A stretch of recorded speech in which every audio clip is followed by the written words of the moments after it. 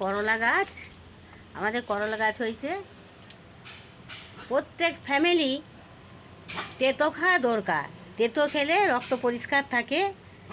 তাই কেউ করলা খাবে, কেউ নিম পাতা খাবে। এই যে করলা তুলেছি, এই যে গাছ, এই যে ডিমের শাক, কেউ ডিমের শাক খাবে, এই যে কেউ এই নিম পাতা খাবে। শরীর ভালো থাকবে, প্রত্যেক ফ্যামিলি খাওয়া দরকার।